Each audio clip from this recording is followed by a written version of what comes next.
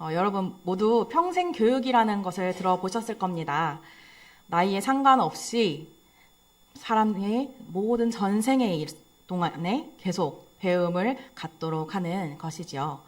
그런데 만약 우리 청소년들한테 너희 수능 끝나도 계속 공부해야 돼, 평생 공부해야 돼 라고 하면 아이들은 너무 무섭고 잔인하게 들릴지도 모르겠습니다. 어떻게 언제까지 공부해야 되는 거냐며 이제 안 하는 거 할 수 없는지 그렇게 막 몸을 베베 꼬면서 거부할지도 모르겠습니다. 그런데 세상이 발전하고 배워야 할 것들이 너무너무 많이 늘어나면서 평생 교육은 이제 선택이 아닌 필수가 되었습니다. 꼭 학교에 가서 공부하지 않아도 배우고 싶은 것들을 언제든지 배울 수 있는 환경이 되었기도 합니다. 그런데 우리는 공부하는 것뿐만 아니라 우리가 평생 해야 되는 것이 또 있다고 합니다.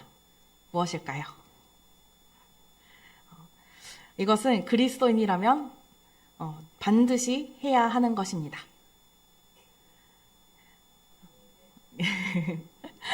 하나님을 믿고 예수 그리스도를 나의 구주로 영접했다면 그 누구에게도 예외는 없죠. 뭘까요?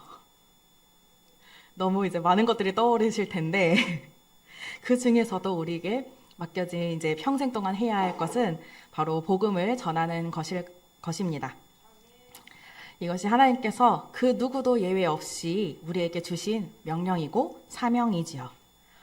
오늘 이사야서 6장도 우리가 너무 잘 알고 있듯이 유명한 이사야 선지자가 하나님께 부르심을 받는 장면입니다.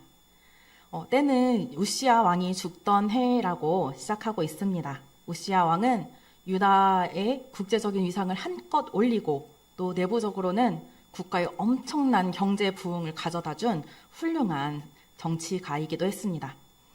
그리고 나라만 잘 꾸린 것이 아니라 신앙적으로도 매우 훌륭한 왕으로 시작을 했습니다.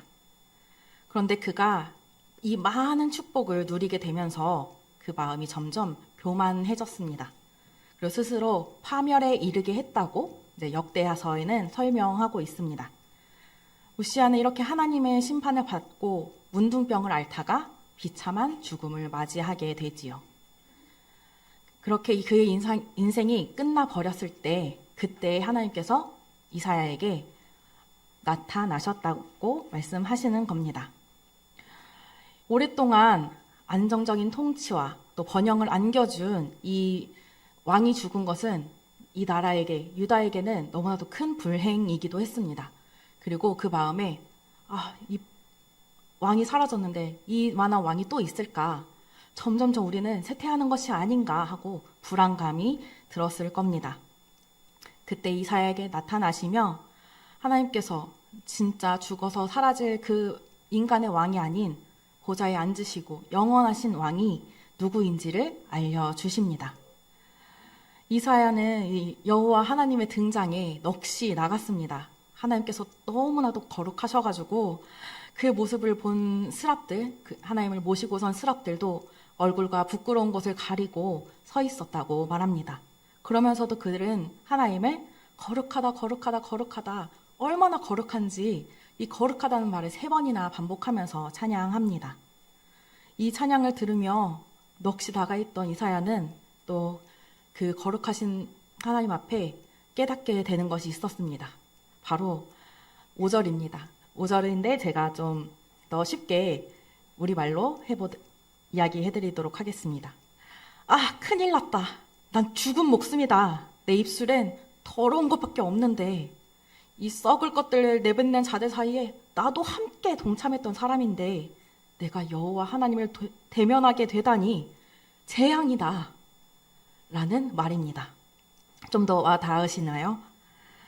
백성들 사이에 이 하나님의 말씀을 전해야 했던 이사야 선지자가 나는 거룩하지 못한 사람이었다. 나는 이 거룩하지 않은 백성들과 똑같은 사람이다. 라고 고백하는 것입니다. 그 정도로 이 하나님의 거룩하심 앞에서는 자신의 모습은 보잘것없고 죄로 가득한 자였습니다. 이렇게 진정으로 하나님을 대면하게 되면 우리는 우리의 상태와 모습을 분명하게 깨닫게 됩니다. 하지만 하나님께서는 우리들을 이렇게 거룩하지 않은 상태에 내버려 두지 않으십니다. 오늘 이사야에게는 스랍을 통해서 그의 입술에 숯을 대고 이사야에게 죄의 사함을 선포하십니다. 거룩하신 하나님의 우리가 만나게 될 때 하나님께서는 우리의 죄를 회개하게 하시고 우리의 죄를 정죄하거나 그대로 내버려 두시는 것이 아니라 죄를 용서해 주신다는 것입니다.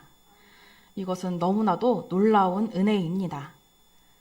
이사야가 용서를 받기 위해서, 이 죄사함을 받기 위해서 무엇을 한 것도 아닌데 그 숯이라는 뜨거운 것이 마치 이사야의 모든 죄를 불태우고 하나도 남김없이 사라진 것처럼, 그래서 거룩하신 주님과 대면할 수 있게 된 것입니다. 그러면 이렇게 이사야가 죄사함을 받았을 때 하나님께서 혼잣말과 같은 탄식으로 말씀하십니다. 내가 사람을 보내야 하는데 누가 우리를 위해서 가줄까? 라는 말이었습니다. 하나님의 뜻을 전하고 하나님의 말씀을 전해야 할 사람이 필요하시다는 이야기였습니다. 방금까지도 놀라우신 하나님의 등장과 모습을 통해서 이 죄사함의 은혜를 받은 이사야는 가만히 있을 수 없었습니다. 당장 자신이 하나님을 위해서 내가 가겠다고 대답합니다. 이사야는 아마도 심판의 말씀을 가지고 가서 그들을 죄에서 깨닫고 돌이켜 하나님께 돌아오게 하는, 회개하는 것을 기대했을지도 모르겠습니다. 그리고 하나님께서 이 백성들을 모두 회복시키시고 이 유다가 다시 회복되는 것, 이 진정한 나라에 하나님이 왕으로서 통치하시는 그런 나라가 이루어지기를 기대했을 겁니다. 그런데 하나님께서 이사야에게 전하라고 한 것은 전혀 달랐습니다. 우리 10절을 함께 읽도록 하겠습니다. 시작. 이 백성의 마음을 둔하게 하며 그들의 귀가 막히고 그들의 눈이 감기게 하라. 염려하건대 그들이 눈으로 보고 귀로 듣고 마음으로 깨닫고 다시 돌아와 고침을 받을까 하노라 하시기로. 아멘. 아니, 하나님의 말씀을 알아듣지 못하게, 깨닫지 못하게 하라니요. 이게 하나님의 명령이었습니다. 그들이 돌아와서 고침을 받지 못하게 하라는 이 말씀은 이사야의 상식에, 아니 지금 우리의 상식에도 전혀 맞지 않게 들립니다. 만약 우리 교회에 지원한 어떤 목사님이 이제 지원서에 이렇게 썼다고 생각해 보십시오.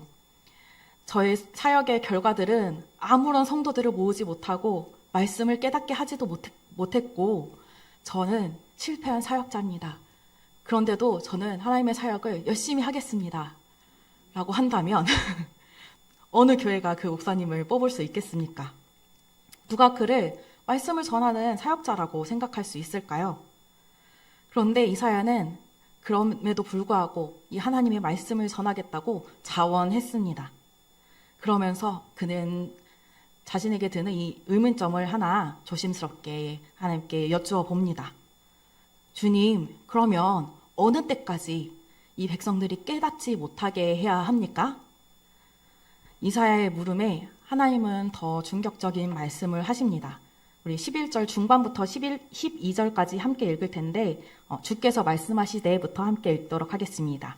시작! 주께서 대답하시되 성읍들은 황폐하여 주민이 없으며 가옥들에는 사람이 없고 이 토지는 황폐하게 되며 여호와께서 사람들을 멀리 옮기셔서 이 땅 가운데 황폐한 곳이 많을 때까지니라. 아멘.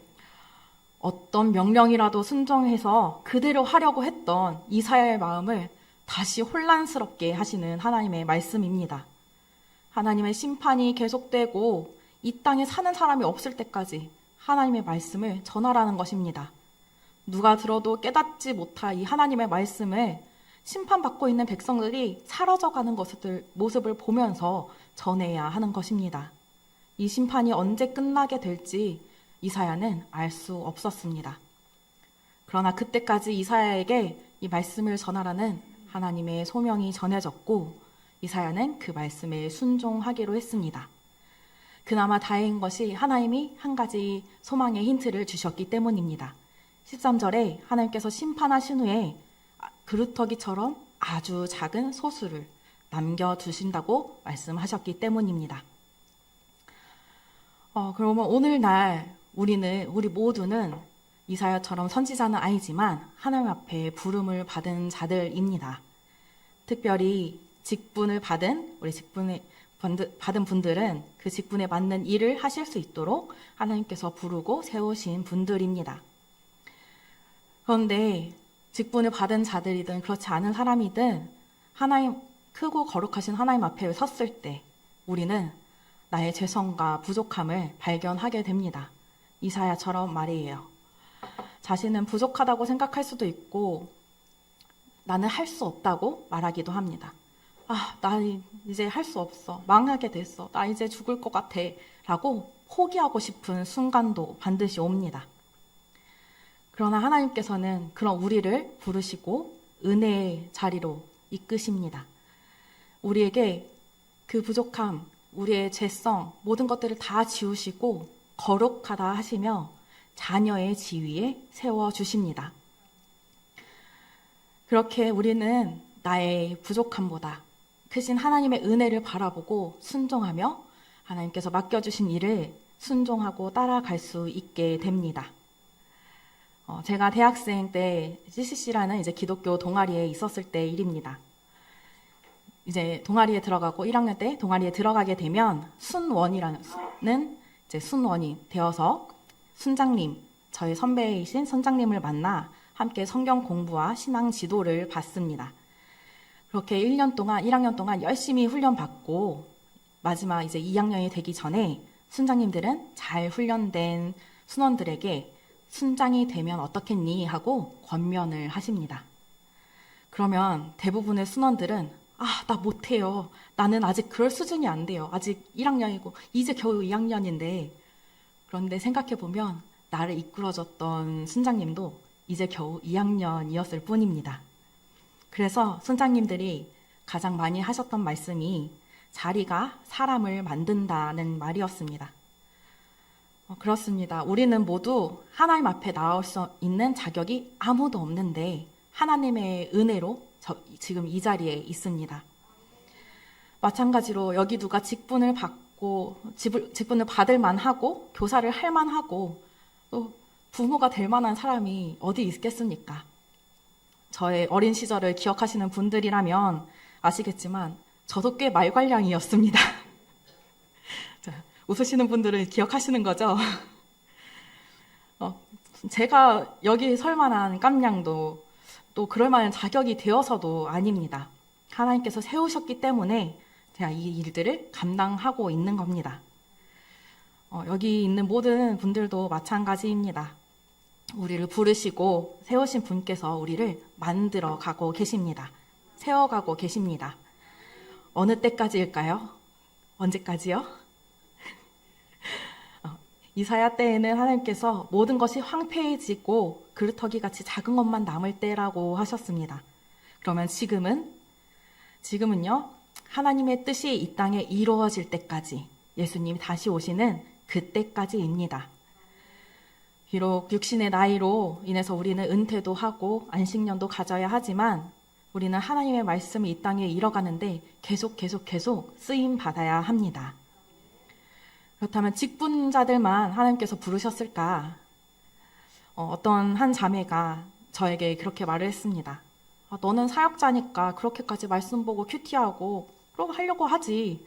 나는 못해. 이거 신앙은 그냥 취미생활이잖아. 라고 말하는 것이었습니다. 그쵸. 목사님과 저는 직업이고, 성도님들은 취미로 이제 신앙생활을 그렇지 않죠. 그렇지 않기 때문에 우린 직분자들, 그렇지 않은 사람들까지 모두 이곳에서 하나님의 뜻을 이루기 위해서 살고 있습니다. 직분을 넘어서 모두가 하나님의 거룩한 자녀로 부르심을 받았기 때문입니다. 하나님께서 우리를 거룩하게 하신 이유는 주님 다시 오실 그때까지 하나님 자녀로서의 사명을 감당하게 하기 위해서입니다. 직분자들은 성도에게 또 부모님들은 자녀에게 세상과 다른 하나님의 거룩한 자녀로서 어떻게 살아야 하는지 알려주고 세워주고 그렇게 해야 합니다. 이것이 주님이 다시 오실 때까지 우리가 해야 할 하나님께서 부르신 목적이기 때문입니다. 우리 모든 초대 가족들이 직분 받은 자나 그렇지 않은 자나 하나님의 부르심 받은 거룩한 자녀로서의 이 사명을 끝까지 감당하시기를 축원합니다.